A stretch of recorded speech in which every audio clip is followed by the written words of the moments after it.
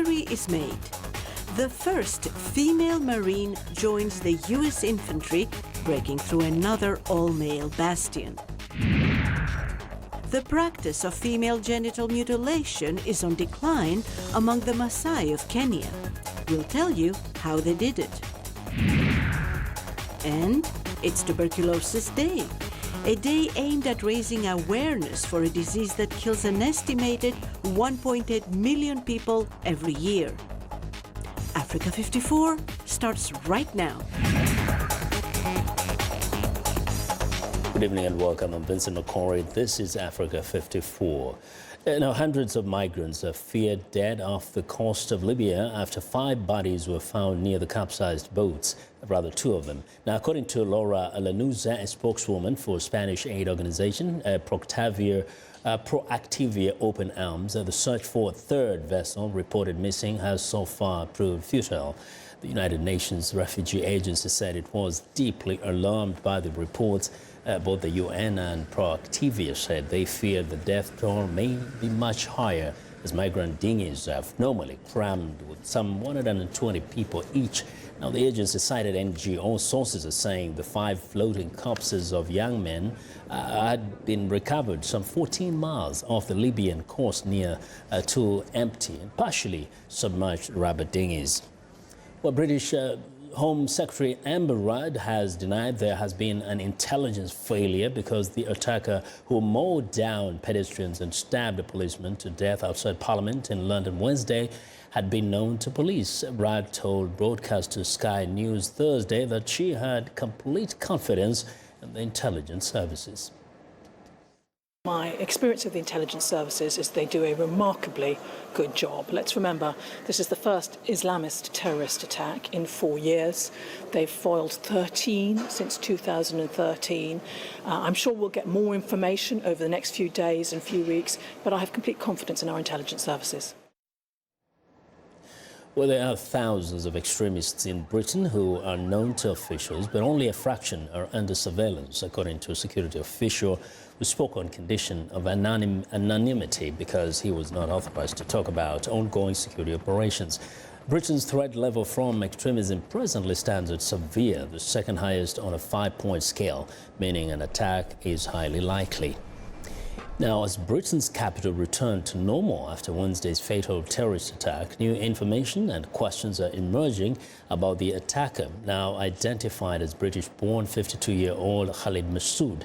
The Islamic State terrorist group is claiming responsibility, and British police are investigating what links Massoud had to extremists. VOA's Europe correspondent Luis Ramirez reports from London. In true British style, Londoners and the heart of the city kept calm and carried on the day after. Westminster Bridge, where the attack began, reopened to traffic. Tourists returned. The ambulance sirens on this day were of a more routine nature outside Parliament, where members resumed their work and began to get answers. What I can confirm is that the man was British-born, and that some years ago he was once investigated by MI5 in relation to concerns about violent extremism. But as most things return to normal, the police cordon is a reminder that something big happened here. The focus is now on the attacker, who police identified as 52-year-old Khalid Massoud, a British-born man with a long criminal history. With Islamic State terrorists claiming responsibility, police continue their inquiries, and there have been arrests. Among the dead victims, American Kurt Cochran in London, celebrating his 25th wedding anniversary. His widow is among the 40 injured. The wounded also include French schoolchildren. In New York, Britain's Foreign Secretary. Our values are superior. Our view of the world is better and more generous, and our will is stronger. Our Houses of Parliament in London have been attacked for centuries by all sorts of people, but the ideas embodied in those buildings, in that Palace of Westminster, freedom, democracy, the equality of human beings under the law, they are stronger than any adversary, and they will prevail. The landscape in London returns to normal, with some visible changes as police increase their presence on land and on water in a show of force. In a city proud of going centuries undefeated, this is the new normal. Luis Ramirez, VOA News, London. Well, U.S. Secretary of State Rex Tillerson has held a series of meetings with foreign counterparts this week in Washington to discuss the best way to defeat Islamic State or ISIS. After hosting an international conference on ISIS on Wednesday, Tillerson met individually with some members of an international coalition against the terrorist group. Zlatin Sahok has more. On Thursday, the U.S. Secretary of State held talks with the Foreign Minister of Saudi Arabia. The conference that the Secretary hosted in Washington yesterday was a huge success and reinforced the determination of the civilized world to take on this evil and to defeat it, God willing. We are always looking for ways to expand this coalition and to become more effective. Saudi Arabia was one of the founding members of the coalition to defeat ISIS in Syria. At the conference he hosted Wednesday, Tillerson called for a complete defeat of Islamic State. There's great unanimity around the effort to defeat ISIS, not just on the battlefield, but also off the battlefield and around the world. State Department spokesman Mark Toner told VOA that an international effort in fighting terrorism is important because militants move from a place where they're defeated to another vulnerable place. They're going to try to, extend their tentacles elsewhere in the world, like Libya, like Afghanistan, and elsewhere. And so you need to be mindful of that. You also need to go after them aggressively online because they're going to try to recruit fighters online as well. Toner said Islamic State also recruits members of local terrorist groups such as the Taliban in Pakistan and Afghanistan and smaller similar groups in Libya. He said the United States has warned Pakistan to make more of an effort to prevent terrorists from Afghanistan from finding shelter in Pakistan. Secretary Tillerson met with the Afghan Foreign Minister earlier today, and there was a talk about that there needs to be greater cooperation with respect to Afghanistan and Pakistan on these kinds of security issues, and how do you keep terrorists from finding a safe haven in Afghanistan. Toner reinforced Tillerson's message that the U.S. priority is to defeat Islamic State on the ground and then follow up with dismantling the group's support lines, such as its financial resources, recruitment effort, and online communication. Zlatin Sahok, VOA News, Washington. Well, Marine Private First Class Maria Daum's life story reads as if she came straight from the pages of a superhero comic. Born in a Siberian prison, orphaned at age 2, adopted by Americans, and raised in New York. And on Thursday, in the middle of Women's History Month, the 19-year-old broke new ground as a female Marine. VOA's Carla Babb spoke with Daum in her first interview after completing special training at the Marine School of Infantry in Camp Lejeune, North Carolina. From boot camp to graduation. Private First Class Maria Daum has done what many naysayers said a woman would never do. I just want to shake your hand. Thank you. You know, you're part of history. You know that, yes, right? Sir, thank you. And that's amazing. She's the first female Marine to join the infantry through the traditional entry-level training process, a process only made available to women just a half year earlier. I like to prove people wrong, and just because you're a female, it doesn't mean you can't do what a male can do. Navigating through woods, sleeping outdoors, and carrying back-breaking loads are par for the course at the School of Infantry. Help me out, Brennan. Instructor and Mortar Marine Sergeant Matthew Snyder said not only did Daum graduate, she often made things look easy. She was right at the top of the pack. Her arrival in the infantry comes as a scandal has rocked the Corps. A private Facebook group called Marines United shared links to nude photos of military women, with new links urging them to post only the, quote, nastiest images. Marine Corps Commandant General Robert Nedler told lawmakers he is disgusted. How much more do the females of our Corps have to do to be accepted? We all have to commit to getting rid of this perversion to our culture. Enough is enough. Daum just wants to keep moving forward. It just gives me more motivation to show them that we can do it and just to watch. Her mother sees a young woman who inspires her, and experts hope her success will persuade more women to join despite the current scandal. This may be the way to bridge the gap and bring more women into the infantry, and therefore make them feel like colleagues with their infantry counterparts. Dom says to her peers here in Camp Lejeune, she wasn't Dom the female, she was just Dom. She and 4 of her fellow graduates are off to California, where they hope to blaze new trails together in a place she's never been. Well, for more about Marine Private First Class Maria Daum, I'm now joined by VOA's Pentagon correspondent Carla Babb from Camp Lejeune in North Carolina. Welcome to Africa 54. First question here. First, we do have 4 women in the infantry already. What makes this young woman very special? Well, Maria Daum is special because she is the first female infantry Marine that has gone through from street to fleet, as they call it in the Marines. She went straight into boot camp. She was able to get an infantry contract while in boot camp, and now she has completed training here at the School of Infantry.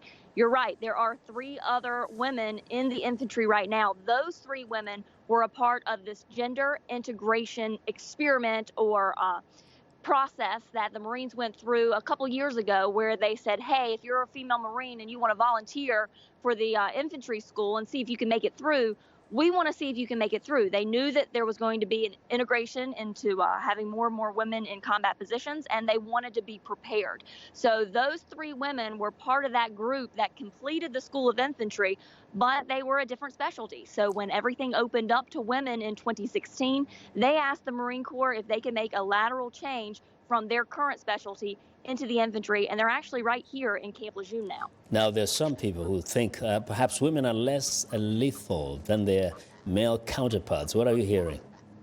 Well, the Marines, when they did their study back in 2013 to 2015, they did prove that all male units were more lethal. However, it also showed that the integrated gender units, the males and the females, had better critical thinking skills when put up with different things that they had to, obstacles that they had to overcome. So what the Pentagon pushed back, they said, well, we want a better overall force. And a better overall force is giving everybody the opportunity, if they meet the standards, to do whatever position possible. And so that is what Maria Daum has done. She completed all the standards. In fact, as you heard, some of her instructors said that she completed them easily. Yeah. Now, does it look like there's any advantage to bringing more women into the U.S. fighting units? I think absolutely, because you're opening up the pool. We've been talking to experts on this subject for a couple of years now here at VOA, and most people say as long as women can do the standards and the standards don't change, why not open that opportunity up to half of the U.S. population instead of cutting half the U.S. population out? I guarantee if you have that girl in your team, you'll be fine. Thanks a lot for joining us, Carla, today. Thank you. That's VOA's Pentagon correspondent Carla Babb joining us live from Camp Lejeune, North Carolina. Well, we want to know now what you think about Africa 54 and the stories we covered during the conversation on Facebook. The address is Africa 54. We're also streaming our show live on Facebook, so check us out and share our show with your friends. Also check out our headlines 24/7 on voaafrica.com. Find me on Twitter at VOA Vince McCory. Now, coming up, the Maasai practice of female genital mutilation is on decline. We'll tell you how they did it. Stay with us.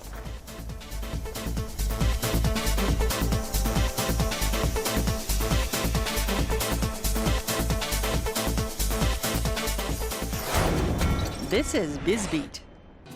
A new trend in New York comes from a childhood memory. No, that's not ice cream they're scooping. That's raw cookie dough on a cone. Yep, thanks. Kristen Tomlin is the founder of Dough Cookie Dough Confections. Dough is all about edible, bakeable cookie dough. It's about celebrating that childhood, licking the spoonful of cookie dough right from the bowl. And people are eating it up with lines down the block. Oh, you could have it. You can make a meal out of it.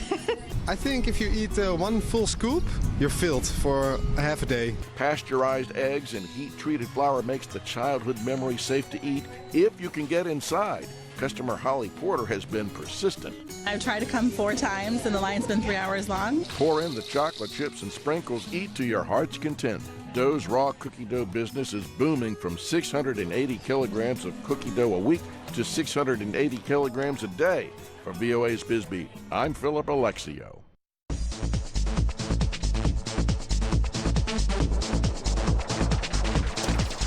Well, today, Friday, marks World Tuberculosis Day. Now, the day is aimed at raising awareness of a disease that kills an estimated 1.8 million people every year. Just 6 countries account for nearly 2/3 of the cases.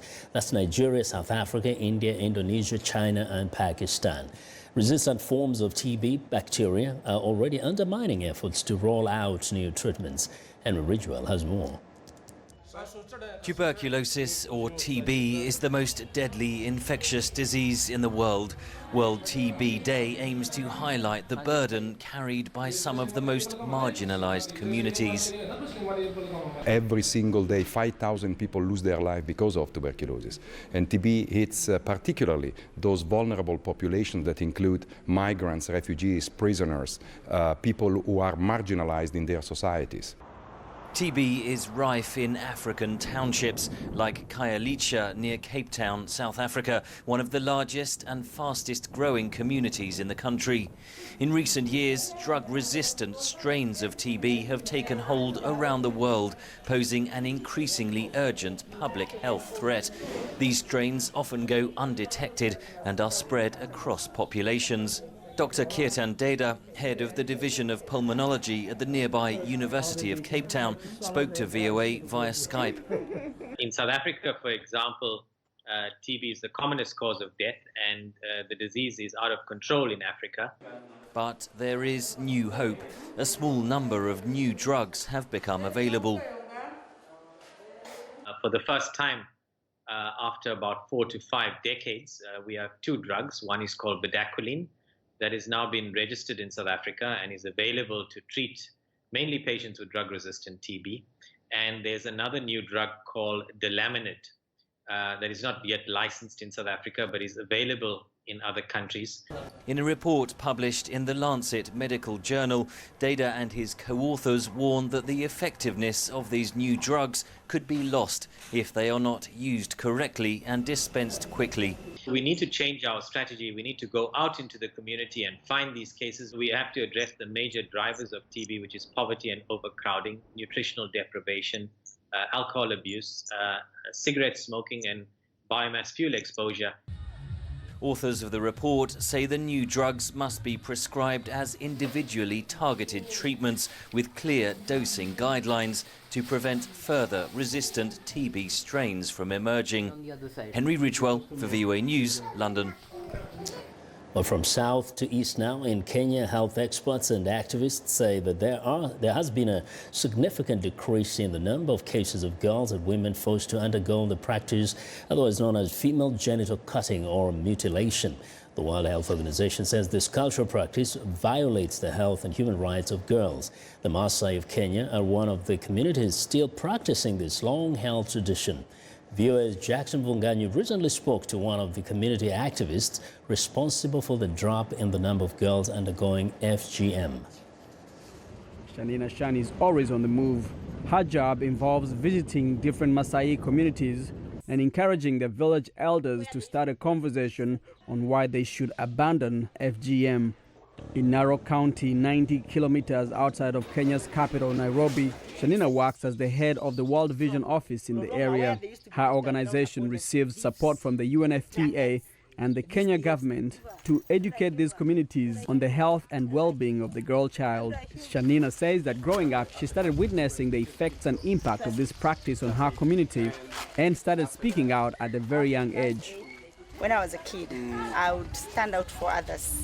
When my classmates were being married off, I'd even tell them to run away. But then there were no rescue centers then, so they'd wonder where to run away. And I became kind of, parents would say, don't work with that girl. She's refused FGM. Now I hear she tells girls not to get married. She's a naughty one. Shanina herself did not undergo FGM. She credits that to her father, a pastor at a local church who was steadfast in his opposition to the practice. He did not want any of his 5 daughters to undergo the procedure. But Shanina always felt the social pressure as a young woman and often asked her father for permission to let her do it. No, my mother was another tough one. My mother stood by my father. Was- We were one team. Yeah. We are 5 girls, and all of us did not go through FGM. Many of the girls at Naikara Boarding Primary School have either undergone FGM or run away from their homes for fear of being cut.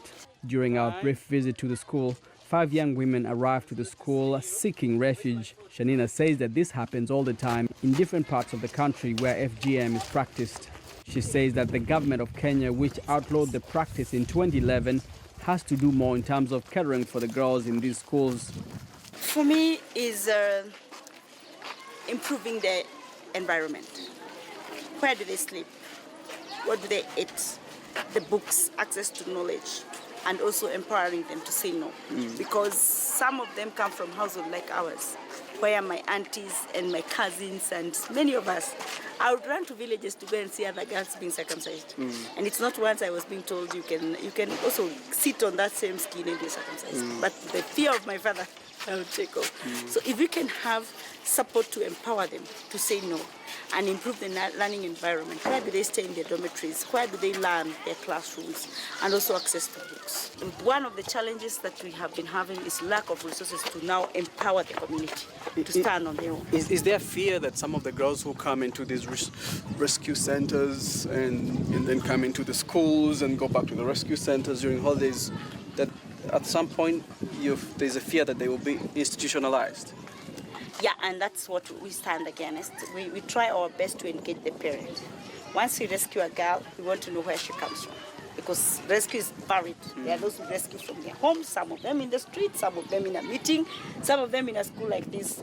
A child will say, I'm not going home because I know I'm going to go through FGM. So that's once we get we link up with the parents and then now engage the parents procedurally. Shanina says that communities like the Maasai that view FGM as a rite of passage for their girls can still preserve that important aspect of their culture by adopting alternative rites of passage that do not harm or violate the human rights of girls. For Voice of America, I'm Jackson Bunganyi. Thanks a lot, Jackson. It's time now for a short break. Still to come on Africa 54, the Kenyan government bans the use of plastic bags. We'll be right back.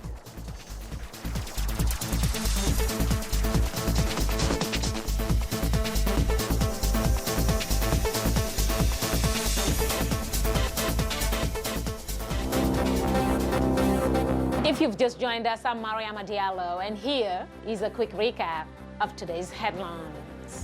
In Somalia, President Mohammed tells the UN Security Council that he's created a new ministry to help combat the effects of a devastating drought. In Tanzania, the country's information minister fired after he criticized an ally of President John Magufuli who had stormed a television station with armed men. In Zimbabwe, war veterans vow to rally behind competent candidates in next year's election, even if they are from the opposition.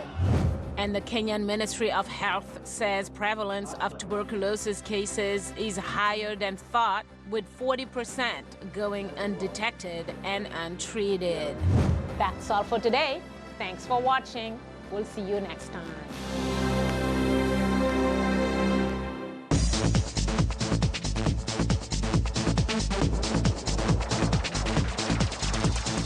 Well, the Kenyan government has announced a ban on plastic bags and given manufacturers until September to phase them out. Africa 54's Esther Githuwat has our report. The government issued the notice last week banning the manufacturing, use and importation of plastic bags for household and commercial packaging. Environmentalists say plastic bags are not biodegradable and are harmful to public health as well as marine life. Previous attempts by Kenya to ban the use of plastic bags were met with challenges. Geoffrey Wahungu is the Director General of Kenya's National Environment Management Authority. It has a problem everywhere, and as if we actually wish and want this strategy on dealing with waste to succeed, we knew we had to do something about plastics. Bear in mind that this is something we have attempted twice before, in 2007 and 2011, and that never succeeded. So this time we thought we have the goodwill because other countries in the region, like Rwanda and Uganda, have also gone the same route. The new ban is being met with mixed reactions. Priya Shah, the head of plastics sector at the Kenya Association of Manufacturers, says eliminating plastic bags is a daunting challenge. It is very naive to think we can ban it, and especially in 6 months, it's a huge investment to go away in 6 months. A lot of employees, we're talking about 20,000 employees.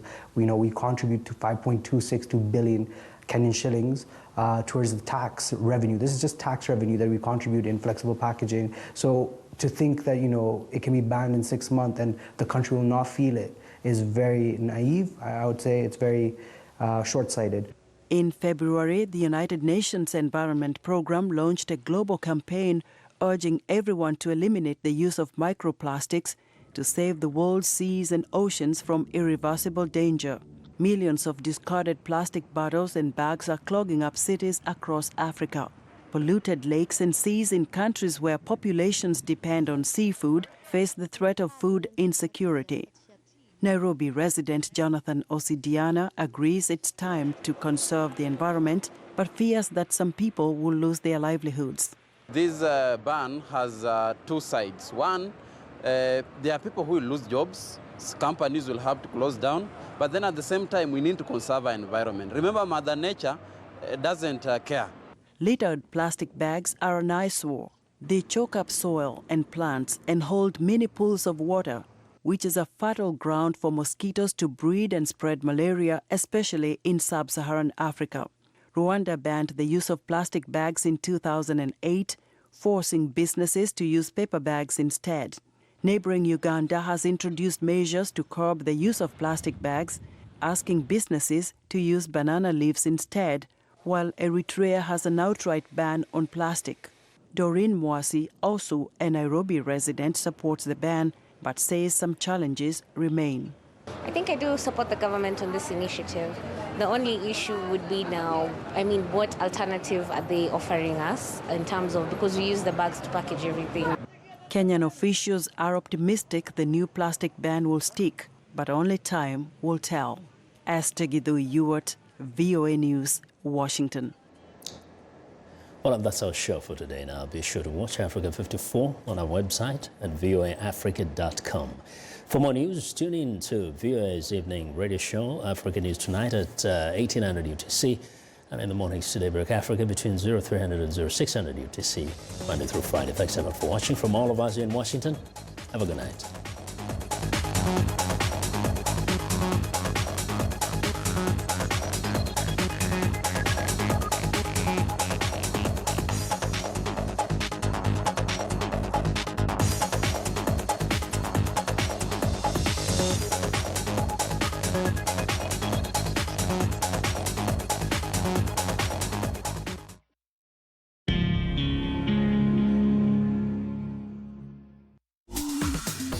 Welcome to English in a Minute.